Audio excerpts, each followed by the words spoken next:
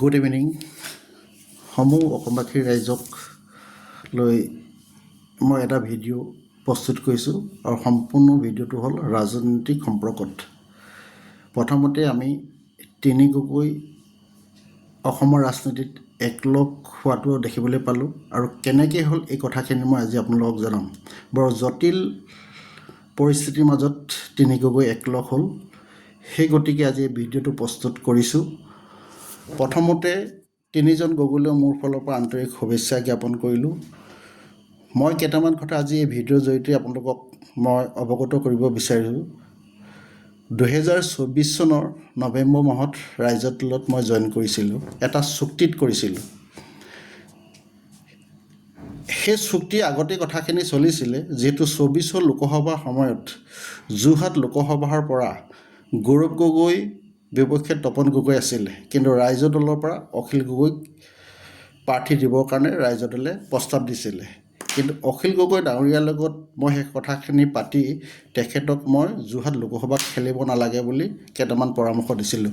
তেওঁ কিন্তু সেই পৰামৰ্শকেইটাত মান্তি হৈছিলে। সেই গতিকে পৰৱৰ্তী সময়ত মই ৰাইজৰ দলত জইন কৰিছিলোঁ। মই জইন কৰাৰ উপৰিও মই যিহেতু আম আদমি পাৰ্টিত আছিলোঁ, সেই সময়ত মই জইন কৰাৰ সময়ত আম আদমি পাৰ্টিৰ পৰা যথেষ্ট সংখ্যক মানুহ অনা হৈছিলে।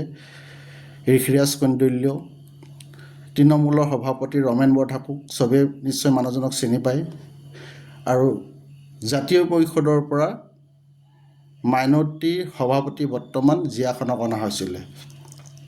কিন্তু ৰাইজৰ দলৰ মই কেইটামান কথা কেতিয়াও একমত হোৱা নাছিলোঁ, যিকেইটা কথাত মোৰ সদায় বিৰোধিতা আছিলে। যিহেতু তিনি গগৈ একলগ হোৱাটো চবেই বিচাৰিছিলে অসমৰ ৰাইজে, কিন্তু এটা ৰাজনৈতিক দলত ৱৰ্কিং প্ৰেচিডেণ্টে টিকেট নোপোৱাটো আপুনি কোনটো ৰাজনৈতিক দলত আপোনালোকে দেখা পাইছে? গণ পৰিষদ হওক, জাতীয় পৰিষদৰ হওক বা কংগ্ৰেছত হওক, চব দলৰ ৱৰ্কিং প্ৰেচিডেণ্টে টিকেট পায়, কিন্তু ৰাইজৰ দলত কিন্তু কোৰ কমিটিৰ মানুহসকলে যিখিনি আলোচনা কৰে, সেই আলোচনাখিনি কেতিয়াও বাস্তৱত সফল ৰূপায়ণ নহয়। সম্পূৰ্ণ দুজন বা তিনিজন ব্যক্তিৰ এই দলটো চলি আছিলে, আৰু এই কথাখিনিত মই কেতিয়াও মান্তি হোৱা নাছিলোঁ। যিহেতু সভাপতি হয়তো দুই তিনিজনকহে দায়িত্ব দিয়ে, বাকীবিলাকক তেওঁ বিশ্বাস নকৰে, কিন্তু ৰাজনৈতিক দল এটা কেতিয়াও এনে কাম কৰা আমি দেখা নাছিলোঁ। তো যি কি নহওক, ৰমেন বৰঠাকুৰক দললৈ অনা হৈছিলে তেওঁক কোনোবা এটা সমষ্টিত টিকেট দিম বুলি। তেওঁক দিছপুৰত দিব নোৱাৰিলে, তেওঁ যিহেতু অৰিজিনেল ঘৰ তিনিচুকীয়াত, তেখেতকতো ডিগবৈ সমষ্টিটো দিব পাৰিলেহেঁতেন। অখিল গগৈ কিয় ৱৰ্কিং প্ৰেচিডেণ্টৰ লগত কোনো এটা কাম আলোচনা নকৰি সিদ্ধান্ত লয়, সেই কথাটোতহে মই বেয়া পাইছিলোঁ। আৰু অখিল গগৈ কেতিয়াও বিৰোধী ঐক্যত চামিল হোৱাটো নিবিচাৰিছিলে। যিহেতু কোৰ কমিটিৰ 10জন মানুহে মোৰ লগত যোগাযোগত আছিলে, আৰু গোটেই 10জনে যেতিয়া মোক ক'লে যে মিত্ৰতা মুনীন গগৈ কোনোপধ্যে আমাৰ সভাপতিয়ে কৰিবলৈ বিচৰা নাই, 99.5 অলৰেডি গুচি গ'ল। কিন্তু 14/3/2024 তাৰিখে অখিল গগৈ ডাঙৰীয়ালৈ মই ফোন কৰিছিলোঁ। সেই সময়ত 22:41 সময়। তেখেতক মই কৈছিলোঁ যে বোলে হ'বনে মিত্ৰতা? মানে মিত্ৰতা নহ'ব মুনীন দা, আমাৰ যিখন লিষ্ট দিছিলোঁ সেইখনত কিন্তু কংগ্ৰেছৰ মাতি, ঠিক আছে আপুনি লিষ্টখন মোক দিব। তেখেতে মোক নিশা 10:45 মানৰ ভিতৰত মোক পঠাইছে মোলৈ। তাৰপিছত মই 15 তাৰিখে কাজিৰঙা গৈছোঁ, তেখেতৰ লগত মই আলোচনা কৰিছোঁ। যিহেতু ইতিমধ্যে দলে যি তিনিজনক দায়িত্ব দিছিলে, তেওঁলোকে অলৰেডি এই ক্ষেত্ৰত চাৰাণ্ডা হ'ল। ৰাছেল হুছেইন, আজিজুৰ আৰু কোনোবা এজনক দায়িত্ব দিছিলে। কিন্তু তাৰপিছত মই যিমানখিনি দায়িত্ব লৈ কাম কৰিছিলোঁ, অলৰেডি মিত্ৰতাৰ প্ৰায় 0.5 পৰা মই মিত্ৰতাৰ পক্ষত আনিছিলোঁ। সেই কথাখিনি অখিল গগৈ স্বীকাৰ কৰে। কিন্তু মিত্ৰতা যদি নহৈছিলে, হ'ব নালাগিছিলে, এই কথাখিনি আগতে ক'ব লাগিছিলে। যিহেতু তেখেতে নাগৰিক মঞ্চৰ সভাত নিজে কৈ থৈ আহিছিলে যে বিৰোধী ঐক্য যদি হয় আমি 2টা ছিটো দিলেও মান্তি হ'ম। তেখেতে 10টা দিও কিয় মান্তি হোৱা নাছিলে, সেই কথাখিনি অসমৰ ৰাইজক ক'ব লাগে।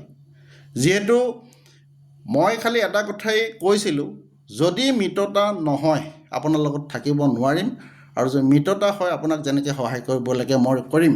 কিন্তু মই জনামতে কোৰ কমিটি মোক 10জন মানুহে যিহেতু অৱগত কৰিছে যে গগৈ মিততা কোনো পধ্যেই অখিল গগৈ নকৰে।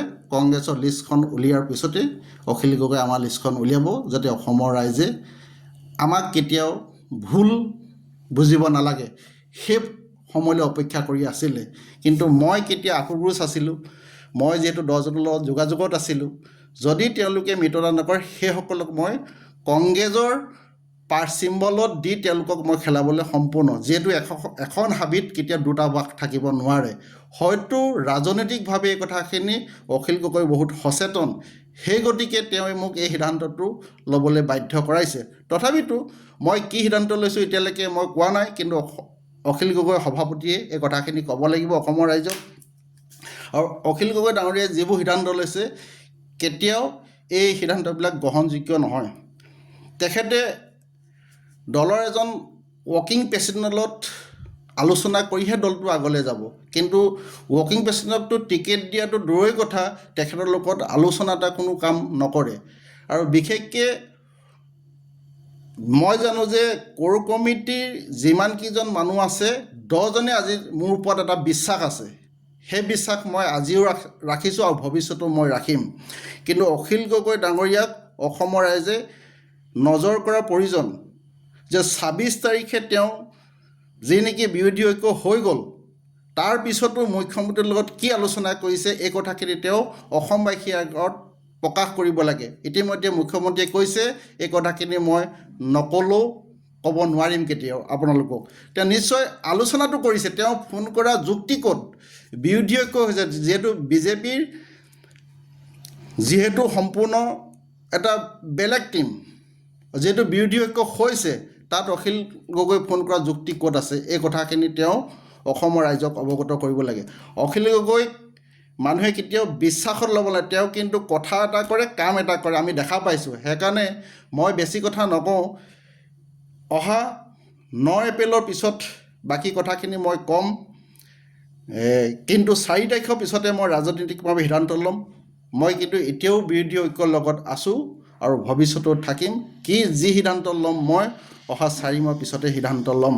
কিন্তু এই কথাখিনি এইকাৰণেই মই ক'লোঁ, 171জন বুদ্ধিজীৱীয়ে যেতিয়া ৰাইজৰ দলক যে মিত্ৰতাৰ পক্ষত থাকিব লাগে বুলি অনুৰোধ কৰিছে, কিন্তু মই সেই অনুৰোধ তেখেতক কৰিছিলোঁ, তেখেতে নামানিছিলে আৰু নমনা গতিকে ৰাইজৰ দলত মোৰ এটা সংঘাত হৈছিলে। এই সংঘাতেই হয়তো তিনি গগৈ একলগ হ'বলৈ বাধ্য হ'ল। এই কথাখিনি আপোনালোকক মই ভিডিঅ'ৰ জৰিয়তে জনালোঁ। ধন্যবাদ। মই পিছৰ ভিডিঅ'ত বাকী কথাখিনি আপোনালোকক মই ইলেকশ্যন 9 তাৰিখে আছে এপ্ৰিল, 10 তাৰিখৰ পিছত মই আপোনালোকক ক'ম। বাকী পিছৰখিনি ৰিজাল্ট দিয়াৰ পিছত মই সিদ্ধান্ত ল'ম। এতিয়াও মই বিৰোধী ঐক্যত আছোঁ আৰু থাকিম। ধন্যবাদ।